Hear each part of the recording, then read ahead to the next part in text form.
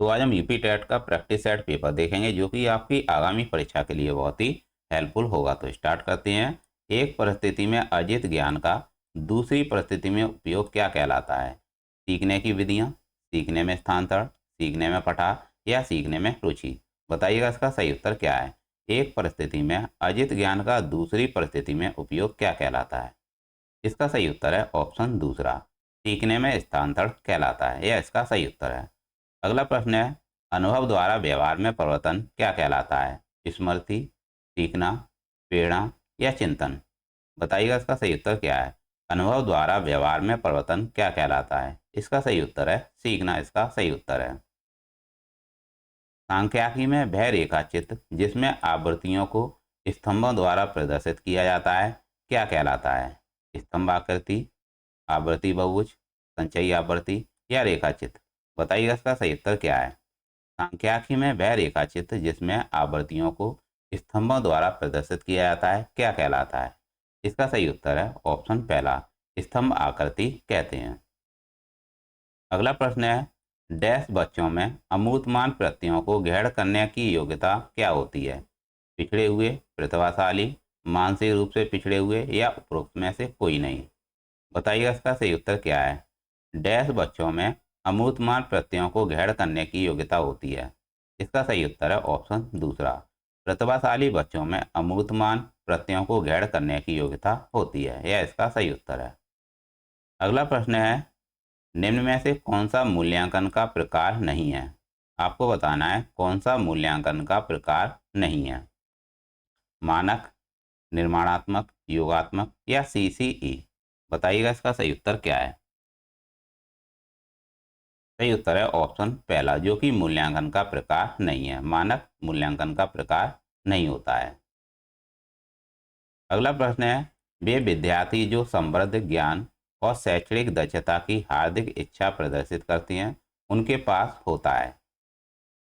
बताइएगा इसका सही उत्तर क्या है। निष्पादन परिहार अभिविन्यास, कार्य परिहार अभिविन्यास, नैपुण्यता अभिविन्यास या निष्पादन उपागम अभिविन्यास। बताइएगा इसका सही उत्तर क्या है।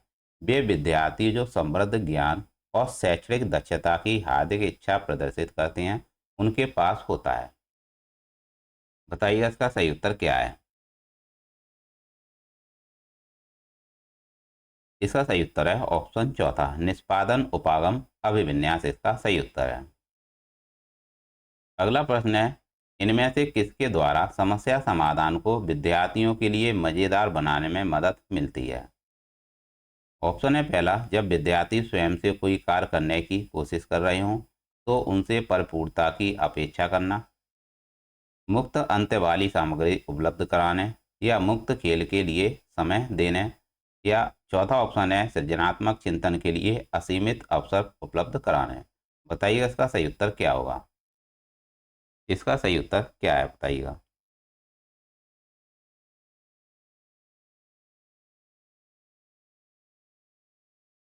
पूछा गया था इनमें से किसके द्वारा समस्या समाधान को विद्यार्थियों के लिए मज़ेदार बनाने में मदद नहीं मिलती है। तो सही उत्तर है इसका ऑप्शन पहला, जब विद्यार्थी स्वयं से कोई कार्य करने की कोशिश कर रहे हों तो उनसे परिपूर्णता की अपेक्षा करना। यह इसका सही उत्तर है जो कि नहीं के संबंध में सही है।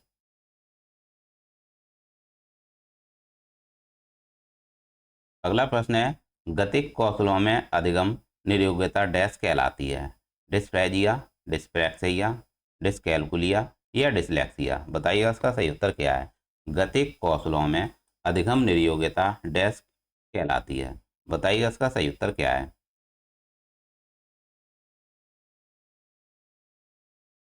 सही उत्तर है डिस्प्रैक्सिया।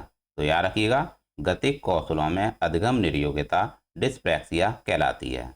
और बात करते हैं डिस्कैलकुलिया की, यह गणना और गणित संबंधी होती है। तो याद रखिएगा, गणना और गणित संबंधी समस्या को कहते हैं डिस्कैलकुलिया और डिसलेक्सिया कहते हैं पठन विकार को। तो इन सभी पॉइंटों को याद रखिएगा। अगला प्रश्न है, अधिगम नियोग्यता किससे संबंधित है? ऑप्शन है पहला, समुचित निवेश के साथ सुधार योग्य नहीं होती, एक स्थिर अवस्था है, एक चर अवस्था है या जरूरी नहीं है कि कार्य पद्धति की हानि करे। बताइएगा अधिगम नियोग्यता किससे संबंधित है। सही उत्तर है ऑप्शन तीसरा, एक चर अवस्था है, अधिगम निर्योग्यता। अगला प्रश्न है, इनमें से किसके अतिरिक्त अन्य सभी समस्या समाधान की प्रक्रिया के चरण हैं? बताइएगा, इनमें से किसके अतिरिक्त अन्य सभी समस्या समाधान की प्रक्रिया के चरण हैं? ऑप्शन है पहला, परिणामों की आशा करना, समस्या की पहचान करना, समस्या को छोटे हिस्सों में बांटना, या संभावित युक्तियों को खोजना। बताइएगा इसका सही उत्तर क्या है? सही उत्तर है इसका ऑप्शन पहला, परिणामों की आशा करना, जो कि समस्या समाधान की प्रक्रिया के चरण है, प्रक्रिया का चरण है। अगला प्रश्न है, किसी प्रगतिशील कक्षा की अवस्था में शिक्षक एक ऐसे वातावरण को उपलब्ध कराकर अधिगम को सुगम बनाता है जो नियामक है, समावेशन को हतोत्साहित करता है, आवृत्ति को बढ़ावा देता है, या खोज को प्रोत्साहन देता है। बताइएगा इसका सही उत्तर क्या है? किसी प्रगतिशील कक्षा की व्यवस्था में शिक्षक एक ऐसे वातावरण को उपलब्ध कराकर अधिगम को सुगम बनाता है जो, बताइएगा इसका सही उत्तर क्या है? इसका सही उत्तर है ऑप्शन चौथा, जो खोज को प्रोत्साहन देता है। यह इसका सही उत्तर है। अगला प्रश्न है, हावर्ड गार्डनर का बहुबुद्धि सिद्धांत सुझाता है कि, ऑप्शन है पहला, बुद्धि को केवल बुद्धि लब्धि और इच्छा से ही निर्धारित किया जा सकता है, शिक्षक को चाहिए विषय वस्तु को वैकल्पिक विधियों से पढ़ाने के लिए वही बुद्धियों को एक रूपरेखा की तरह ग्रहण करे। तीसरा ऑप्शन है, क्षमता भाग्य है और एक अवधि के भीतर नहीं बदलती। बताइए इसका सही उत्तर क्या है? इसका सही उत्तर है ऑप्शन दूसरा, शिक्षक को चाहिए कि विषय वस्तु को वैकल्पिक विधियों से पढ़ाने के लिए बहुबुद्धियों को एक रूपरेखा की तरह ग्रहण करे। यह इसका सही उत्तर है। तो याद रखिएगा, हावर्ड गार्डनर ने बहुबुद्धि का सिद्धांत दिया था, और द्विकारक बुद्धि का सिद्धांत किसने दिया था? स्पीयरमैन ने दिया था। तो दोनों ही पॉइंट याद रखिएगा, हावर्ड गार्डनर ने बहुबुद्धि का सिद्धांत दिया था और द्विबुद्धि का सिद्धांत दिया था स्पीयरमैन ने। अगला प्रश्न है, सीखने की प्रक्रिया को प्रभावित करने वाले कारक कौन सा है? सीखने की प्रक्रिया को प्रभावित करने वाला कारक कौन सा है? अनुकरण, प्रशंसा एवं निंदा, या प्रतियोगिता, या ये सभी? बताइए इसका सही उत्तर क्या है? सीखने की प्रक्रिया को प्रभावित करने वाले कारक हैं। बताइए इसका सही उत्तर क्या है? इसका सही उत्तर है ऑप्शन चौथा, ये सभी। अनुकरण, प्रशंसा एवं निंदा और प्रतियोगिता, ये सभी सीखने की प्रक्रिया को प्रभावित करते हैं। अगला प्रश्न देखेंगे 14वां।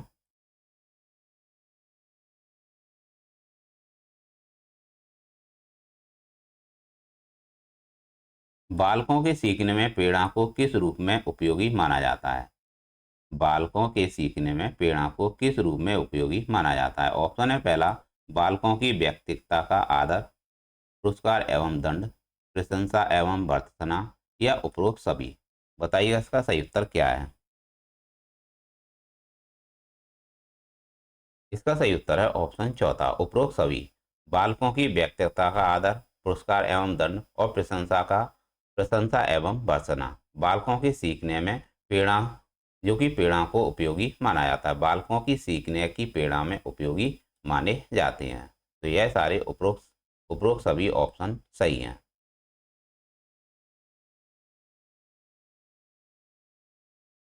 तो दोस्तों याद रखिएगा, बालकों के सीखने में प्रेरणा को इन सभी रूपों में उपयोगी माना जाता है। अगला प्रश्न है, टर्मन के अनुसार 90 से 100 बुद्धि लब्धि का बालक माना जाता है। मंद बुद्धि, सामान्य बुद्धि, श्रेष्ठ बुद्धि, या क्षीण बुद्धि? बताइएगा इसका सही उत्तर क्या है? टर्मन के अनुसार 90 से 100 बुद्धि लब्धि का बालक किस प्रकार का माना जाता है? तो इसे कहते हैं सामान्य बुद्धि का बालक कहते हैं, जो कि 90 से 100 बुद्धि लब्धि का होता है। अगला प्रश्न है, हॉल का सिद्धांत निम्न में से किसकी व्याख्या करता है? बुद्धि की प्रकृति, अधिगम में अवप्रेरण की भूमिका, मूल्यों का विकास, या किशोरों का मनोविज्ञान? बताइएगा इसका सही उत्तर क्या है? हॉल का सिद्धांत निम्न में से किसकी व्याख्या करता है? सही उत्तर है ऑप्शन चौथा, किशोरों का मनोविज्ञान की व्याख्या करता है हॉल का सिद्धांत। अगला प्रश्न है, निम्नलिखित में से समस्या समाधान को क्या बाधित नहीं करता है? अंतर्दृष्टि, इंसाइट, मानसिक प्रारूपता, मेंटल सेट्स, मोर्चाबंदी जिसे इंट्रेंचमेंट कहते हैं, और निर्धारण जिसे फिक्सेशन कहते हैं। तो बताइएगा इसका सही उत्तर क्या है? समस्या समाधान को क्या बाधित नहीं करता है? तो इसका सही उत्तर है ऑप्शन पहला, अंतर्दृष्टि, जो कि समस्या समाधान को बाधित नहीं करती है। अगला प्रश्न है, एक शिक्षिका पाठ को पूर्व पाठित पाठ से जोड़ते हुए बच्चों को सारांश लिखना सिखा रही है, वह क्या कर रही है? बताइएगा इसका सही उत्तर क्या है। एक शिक्षिका पाठ को पूर्व पठित पाठ से जोड़ते हुए बच्चों को सारांश लिखना सिखा रही है, वह क्या कर रही है? ऑप्शन है पहला, बच्चों को वह बच्चों की पाठ समझने की स्वयं शैली विकसित करने में सहायता कर रही है। वह बच्चों को संपूर्ण पाठ्य वस्तु को पूर्ण रूप से ना पढ़ने की आवश्यकता का संकेत दे रही है, या वह आकलन से दृष्टिकोण से पाठ्य वस्तु के महत्व को पुनर्बलित कर रही है, या वह बच्चों को सामर्थ्य अनुकूल स्मरण करने को प्रेरित कर रही है। तो इसका सही उत्तर क्या है? एक शिक्षिका पाठ को पूर्व पठित पाठ से जोड़ते हुए बच्चों को सारांश लिखना सिखा रही है, तो वह क्या कर रही है? इसका सही उत्तर है ऑप्शन पहला, वह बच्चों की पाठ समझने की स्वयं शैली विकसित करने में सहायता कर रही है। अगला प्रश्न है, बुद्धि क्या है? बुद्धि है सामर्थ्यों का समुच्चय है, एक अकेला जातीय विचार है, दूसरों के अनुकरण करने की योग्यता है, या एक विशिष्ट योग्यता है? बताइएगा बुद्धि क्या है? इसका सही उत्तर है ऑप्शन पहला, सामर्थ्यों का एक समुच्चय है बुद्धि, यह इसका सही उत्तर है। अगला प्रश्न है, भाषा विकास के लिए प्रारंभिक बचपन डैश काल है? बताइएगा भाषा विकास के लिए प्रारंभिक बचपन किसका काल है? कम महत्वपूर्ण, अमहत्वपूर्ण, अति संवेदनशील, या निरपेक्ष? बताइएगा इसका सही उत्तर क्या है? भाषा विकास के लिए प्रारंभिक बचपन किसका काल है? सही उत्तर है ऑप्शन तीसरा, अति संवेदनशील काल है। अगला प्रश्न है, अल्बर्ट बंडूरा के सामाजिक अधिगम सिद्धांत के अनुसार निम्न में से कौन सा सही है? अल्बर्ट बंडूरा के सामाजिक अधिगम सिद्धांत के अनुसार निम्न में से कौन सा सही है? खेल अनिवार्य उसे और उसे विद्यालय में प्राथमिकता दी जानी चाहिए। ऑप्शन है दूसरा, बच्चों के सीखने के लिए प्रतिरूपण मॉडलिंग एक मुख्य तरीका है। तो दोस्तों इसका सही उत्तर है ऑप्शन दूसरा। ऑप्शन दूसरा इसका सही उत्तर है, बच्चों के सीखने के लिए प्रतिरूपण जिसे कहते हैं मॉडलिंग एक मुख्य तरीका है, यह इसका सही उत्तर है। अगला प्रश्न है, निगमनात्मक तर्कणा में शामिल है? निगमनात्मक तर्कणा में शामिल है सामान्य से विशिष्ट की ओर तर्कणा, विशिष्ट से सामान्य की ओर तर्कणा, ज्ञान का सक्रिय निर्माण पुनर्निर्माण, अन्वेषण परक सीखना और स्वतः खोज परक संबंधी पद्धतियाँ। बताइएगा इसका सही उत्तर क्या है? निगमनात्मक तर्कणा में क्या शामिल है? बताइएगा इसका सही उत्तर क्या है? इसका सही उत्तर है ऑप्शन पहला, सामान्य से विशिष्ट की ओर तर्कणा, यह इसका सही उत्तर है। तो याद रखिएगा, निगमनात्मक तर्क में क्या करते हैं बच्चे? नियम से उदाहरण की ओर जाते हैं, यानी नियम से उदाहरण की ओर तर्क करना सीख जाते हैं, तो इसे कहते हैं सामान्य से विशिष्ट की ओर तर्कणा। अगला प्रश्न है, थ्रिल वर्ड के अनुसार पिछड़े बालकों की बुद्धि लब्धि होती है 120 से अधिक या 85 से कम? बताइए इसका सही उत्तर क्या है? इसका सही उत्तर है ऑप्शन दूसरा, 85 से कम। थ्रिल बर्ड के अनुसार पिछड़े बालकों की बुद्धि लब्धि होती है 85 से कम, यह इसका सही उत्तर है। और 24 प्रश्न देखेंगे। अगला प्रश्न है, प्राय लड़कियां गणित में कमजोर होती हैं, बताइएगा इसका सही उत्तर क्या है? यह अनुसंधान आधारित धारणा है, लैंगिक पूर्वाग्रह पर आधारित धारणा है, या सत्य धारणा, या उपरोक्त सभी? बताइएगा इसका सही उत्तर क्या है? प्राय लड़कियां गणित में कमजोर होती हैं। सही उत्तर है ऑप्शन दूसरा, लैंगिक पूर्वग्रह, लैंगिक पूर्वग्रह आधारित धारणाएं, यह इसका सही उत्तर है। अगला प्रश्न है, प्राथमिक स्तर पर मूल्यों की शिक्षा देने की सर्वोत्तम विधि है, बताइएगा इसका सही उत्तर क्या है? प्राथमिक स्तर पर मूल्यों की शिक्षा देने की सर्वोत्तम विधि कौन सी है? मूल्यों के महत्व को बताना, मूल्यों के पालन न करने पर दंडित करना, अध्यापक के व्यवहार में मूल्य स्थापन, या उपरोक्त सभी? बताइएगा इसका सही उत्तर क्या है? सही उत्तर है ऑप्शन तीसरा, अध्यापक के व्यवहार में मूल्य स्थापन, इसका सही उत्तर है। अगला प्रश्न है, मूल्यों के वर्गीकरण में सम्मिलित नहीं है आध्यात्मिक मूल्य, एन के एन प्रकारेण धनार्जन का मूल्य, या नैतिक मूल्य, या सांस्कृतिक? बताइएगा इसका सही उत्तर क्या है? मूल्यों के वर्गीकरण में सम्मिलित नहीं है। तो सही उत्तर है ऑप्शन दूसरा। ऑप्शन दूसरा इसका सही उत्तर है। येन केन प्रकारेण धनार्जन का मूल, यह इसका सही उत्तर है। अगला प्रश्न है, लॉरेंस कॉल्वर के सिद्धांत में कौन सा स्तर नैतिकता की अनुपस्थिति को सही अर्थ में सूचित करता है? स्तर तीसरा, स्तर चौथा, स्तर पहला या स्तर दूसरा? बताइए इसका सही उत्तर क्या है। लॉरेंस कॉल्वर के सिद्धांत में कौन सा स्तर नैतिकता की अनुपस्थिति को सही अर्थ में सूचित करता है? इसका सही उत्तर है ऑप्शन तीसरा, स्तर फर्स्ट। स्तर पहला जो कि लॉरेंस कॉल्वर के सिद्धांत में नैतिकता की अनुपस्थिति को सही अर्थ में सूचित करता है, स्तर फर्स्ट। और 28 प्रश्न देखेंगे। 28वां प्रश्न देखेंगे, निम्नलिखित में से कौन सा बच्चों के सामाजिकरण के प्रगतिशील मॉडल के संदर्भ में सही नहीं है? आपको नहीं बताना है। निम्नलिखित में से कौन सा बच्चों के सामाजिकरण के प्रगतिशील मॉडल के संदर्भ में सही नहीं है? ऑप्शन है पहला, समूह कार्य में सक्रिय सहभागिता तथा सामाजिक कौशल को सीखना। ऑप्शन है दूसरा, बच्चे विद्यालय में बताई गई बातों को स्वीकार करते हैं चाहे उनकी सामाजिक पृष्ठभूमि कुछ भी हो। तो इसका सही उत्तर है ऑप्शन दूसरा। पूछा गया था निम्नलिखित में से कौन सा बच्चों के सामाजिकरण के प्रगतिशील मॉडल के संदर्भ में सही नहीं है? तो सही नहीं है ऑप्शन दूसरा। बच्चे विद्यालय में बताई गई बातों को स्वीकार करते हैं चाहे उनकी सामाजिक पृष्ठभूमि कुछ भी हो, यह इसका सही उत्तर है। अगला प्रश्न है, एक विद्यार्थी अपने अध्यापक से समय की पाबंदी सीखता है। यह एक उदाहरण है वाचिक अधिगम का, प्रेक्षण अधिगम का, कौशल अधिगम का या अधिगम अंतरण का। बताइए इसका सही उत्तर क्या है।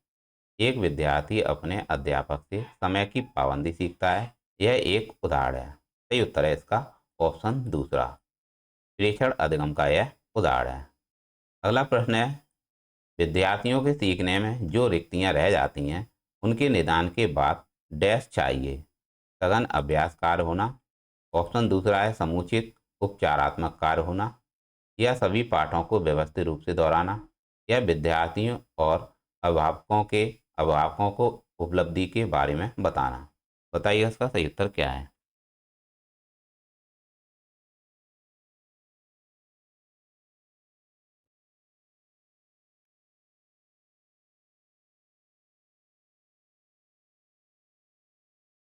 बताइएगा इसका सही उत्तर क्या है।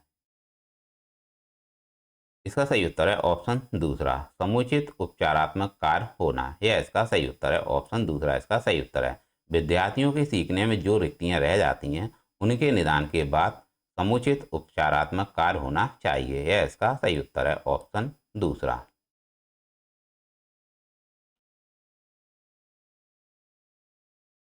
अब हम भाषा हिंदी से संबंधित प्रश्न देखेंगे जो कि आपकी परीक्षा के लिए बहुत ही हेल्पफुल होंगे प्रश्न। तो हम भाषा हिंदी से प्रश्न आप देखेंगे। मनोवैज्ञानिक दृष्टि से शिक्षा की सार्वभौमिक प्रक्रिया है अधिगम, स्मरण, विस्मरण या शिक्षण। बताइएगा इसका सही उत्तर क्या है। बताइएगा इसका सही उत्तर क्या है। मनोवैज्ञानिक दृष्टि से शिक्षा की सार्वभौमिक प्रक्रिया क्या है अधिगम, स्मरण, विस्मरण या शिक्षण।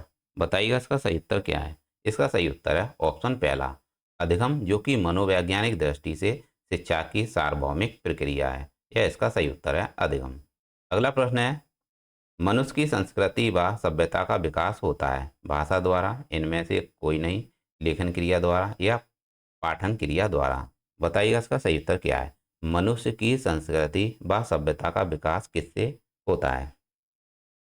इसका सही उत्तर है ऑप्शन पहला, भाषा द्वारा होता है। याद रखिएगा, मनुष्य की संस्कृति व सभ्यता का विकास भाषा द्वारा होता है। यह इसका सही उत्तर है। अगला प्रश्न है, बालकों को इस योग्य बनाना कि वे नवीन ज्ञान व कौशल को भली भांति सीख सकें किस शिक्षण पद्धति के द्वारा होता है।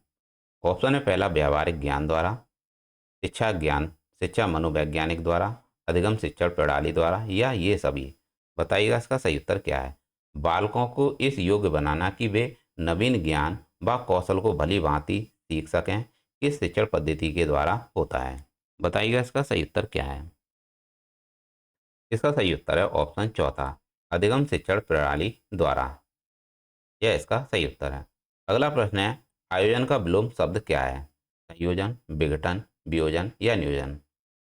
बताइए इसका सही उत्तर क्या है। आयोजन का विलोम शब्द होता है वियोजन। यह इसका सही उत्तर है वियोजन।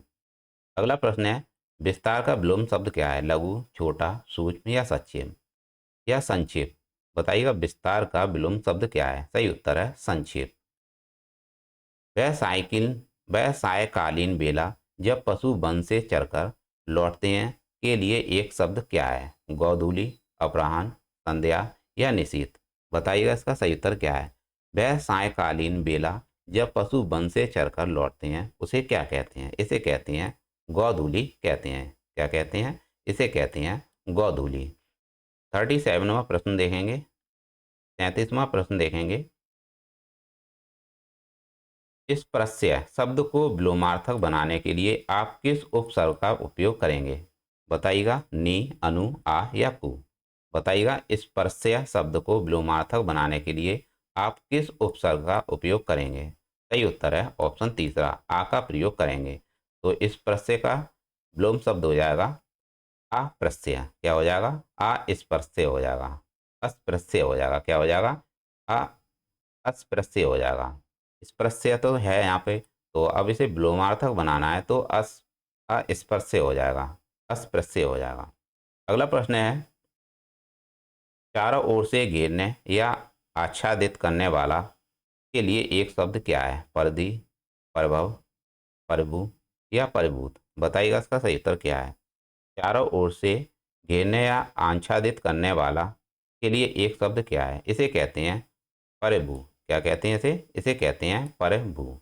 अगला प्रश्न है, डा का उच्चारण स्थान क्या होता है? नासिक, कंठोष्ठ, मूर्धन्य या कंठ तालव्य? डा का उच्चारण स्थान क्या होता है? सही उत्तर है ऑप्शन पहला, नासिक होता है। डा का उच्चारण स्थान नासिक होता है। सा ध्वनि का उच्चारण स्थान क्या है? दंत, मूर्धा, तालु या दंतालु? बताइएगा सा ध्वनि का उच्चारण स्थान क्या होता है? सही उत्तर है तालु। सा ध्वनि का उच्चारण स्थान होता है तालु। अगला प्रश्न है, सूर्योदय का संधि विच्छेद क्या होता है?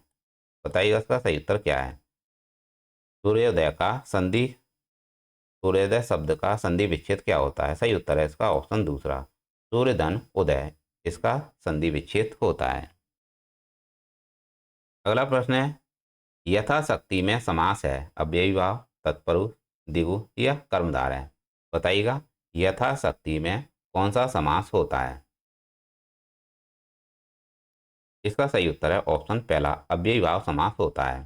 क्योंकि यथा यानी अव्ययी भाव समास में क्या होता है, जो सर्वप्रथम जो पहला वर्ड होता है उसका कोई अर्थ नहीं होता, जबकि दूसरे जो अगले वाले शब्द होते हैं उनके अर्थ निकलते हैं, लेकिन प्रथम शब्द का कोई अर्थ नहीं निकलता है, तो उसे कहते हैं अव्ययी भाव समास। अगला प्रश्न है, पुनर्जन्म का संधि विच्छेद क्या है? बताइएगा पुनर्जन्म का संधि विच्छेद क्या है? इसका सही उत्तर है ऑप्शन तीसरा, पुनः धन जन्म। इसका पुनर्जन्म का संधि विच्छेद होता है पुनः धन जन्म। 44 देखेंगे। हिंदी के शब्दों का लिंग निर्धारण किसके आधार पर होता है? प्रत्यय, संज्ञा, क्रिया, सर्वनाम? बताइएगा हिंदी के शब्दों का लिंग निर्धारण किसके आधार पर होता है? सही उत्तर है ऑप्शन तीसरा, क्रिया द्वारा होता है। अगला प्रश्न है, कबरा सोई पीर है जो जाने पर पी, जे जे पर पीर ना जाने जो तो काफिर बेपीर? उपरोक्त पंक्तियों में अलंकार है यमक, पुनरुक्ति, श्लेष या रूपक? बताइएगा सही उत्तर क्या है। कबरा सोई पीर है जो जाने पर पीर, जे पर पीर न जाने तो काफिर बेपीर? दोस्तों इसका सही उत्तर है यमक अलंकार, क्योंकि यहाँ पर एक शब्द दो बार आया है, पीर शब्द यहाँ पर दो बार आया है, तो याद रखिएगा यमक अलंकार में एक शब्द की जो पुनरुक्ति होती है वह दो बार होती है, तो इसका सही उत्तर है यमक अलंकार। अगला प्रश्न है, तरनी तनुजा तर तमाल तरवर बहु छाय प्रस्तुत पंक्तियों में कौन सा अलंकार है? श्लेष, यमक, अनुप्रास या वक्रोति? बताइएगा इसका सही उत्तर क्या है। दोस्तों जब एक शब्द की आवृत्ति कई बार होती है तो उसे कहते हैं अनुप्रास अलंकार। क्योंकि यहाँ पर ता शब्द की आवृत्ति कई बार हुई है, इसीलिए यहाँ पर अलंकार है अनुप्रास अलंकार। अगला प्रश्न है, मेरी भव बाधा हरो राधा नागरी सोई, जा तन की झाई पर है श्याम हरित दुत होई। उपरोक्त पंक्ति में कौन सा रस है? तो दोस्तों यहाँ पर रस है भक्ति रस। क्या रखिएगा, यहाँ पर भक्ति रस की बात हो रही है, तो यहाँ पर है भक्ति रस। रहीमन चुप हो बैठिए देख दिनन को फेर, जवनी के दिन आई हैं बनत न लागे बेर। तो बताइएगा उपरोक्त पंक्तियों में कौन सा छंद है? सोरठा, चौपाई, रोला या दोहा? सही उत्तर है इसमें दोहा छंद है। अगला 49वां प्रश्न देखेंगे। प्रतिष्ठा जल चमक किस शब्द के अनेकार्थी हैं? पानी, अग्नि, मोती या आकाश? सही उत्तर है पानी। प्रतिष्ठा, जल और चमक यह सभी पानी के अनेकार्थी शब्द हैं। सूरदास ने किस भाषा में सूरसागर की रचना की थी? खड़ी, बोली, अवधी, राजस्थानी या ब्रज? बताइएगा इसका सही उत्तर क्या है। इसका सही उत्तर है ब्रज। सूरदास ने किस भाषा में सूरसागर की रचना की थी? ब्रज भाषा में की थी। पिता कहानी के लेखक कौन है? शेखर जोशी, उदय प्रकाश, उषा प्रियबंधा या ज्ञान रंजन? बताइएगा पिता कहानी के लेखक कौन है। सही उत्तर है ज्ञान रंजन। अगला प्रश्न है, लोकायतन किस कवि की रचना है? श्रीधर पाठक, महादेवी वर्मा, सोनलाल द्विवेदी, सुमित्रा नंदन पंत? बताइएगा लोकायतन किस कवि की रचना है। सही उत्तर है ऑप्शन चौथा, सुमित्रा नंदन पंत की रचना है। यह इसका सही उत्तर है। अगला प्रश्न है, हम दीवानों की क्या हस्ती, आज यहाँ कल वहाँ चले। प्रस्तुत पंक्ति के रचयिता का नाम क्या है? बताइएगा इसका सही उत्तर क्या है। सही उत्तर है इसका ऑप्शन पहला, यह रचना है भगवती चरण वर्मा की। तो इसके रचयिता हैं भगवती चरण वर्मा। अगला प्रश्न है, दुखी जीवन की कथा रही, क्या कहूँ आज जो नहीं कही। प्रस्तुत पंक्तियों की रचयिता का नाम क्या है? बताइएगा इसका सही उत्तर क्या है। दुख ही जीवन की कथा रही, क्या कहूँ आज जो नहीं। प्रस्तुत पंक्तियों की रचयिता का नाम क्या है? बताइएगा इसका सही उत्तर क्या होगा।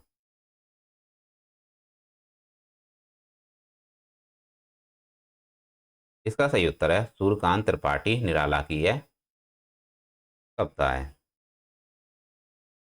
अगला प्रश्न है, तो याद रखिएगा यह सूर्यकांत त्रिपाठी निराला की रचना है। अगला प्रश्न है, यहाँ पर पूछा गया था आपसे, दुखी जीवन की कथा रही, क्या कहूँ आज जो नहीं। प्रस्तुत पंक्तियों की रचयिता का क्या नाम है? निराला है। कौन है? निराला है। सूर्यकांत त्रिपाठी निराला है। ठेठ हिंदी का ठाठ के लेखक कौन है? ठेठ हिंदी का ठाठ के लेखक कौन है? बालकृष्ण भट्ट, अयोध्या सिंह उपाध्याय, हरिऔध, किशोरीलाल गोस्वामी या प्रेमचंद? बताइएगा इसका सही उत्तर क्या है। ठेठ हिंदी का ठाठ के लेखक कौन है? सही उत्तर है ऑप्शन दूसरा, अयोध्या सिंह उपाध्याय, हरिऔध इसके लेखक हैं। अगला प्रश्न है, लोभ चाहे जिस वस्तु का हो, जब वह बहुत बढ़ जाता है तब उस वस्तु की प्राप्ति, सानिध्य या उपभोग से जी नहीं भरता। मनुष्य चाहता है कि वह बार बार मिले या बराबर मिलता रहे।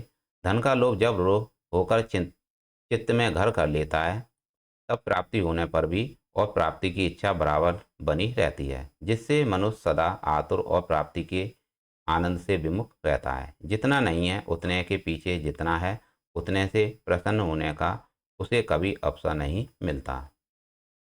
उसका सारा अंतःकरण सदा अभाव में रहता है। उसके लिए जो है वह भी नहीं है। असंतोष अभाव कल्पना से उत्पन्न होता है। याद रखिएगा, असंतोष अभाव कल्पना से उत्पन्न होता है, उत्पन्न दुख है। अतः जिस किसी को देखकर वह प्रसन्न होता है और ना उसे देखकर कोई प्रसन्न होता है। याद रखिएगा, अतः जिस किसी को देखकर वह प्रसन्न होता है और ना उसे देखकर कोई प्रसन्न होता है, इसी से संतोष सात्विक जीवन का अंग बताया गया है। तो दोस्तों यहाँ पर आपको इसके अब प्रश्न बताने हैं।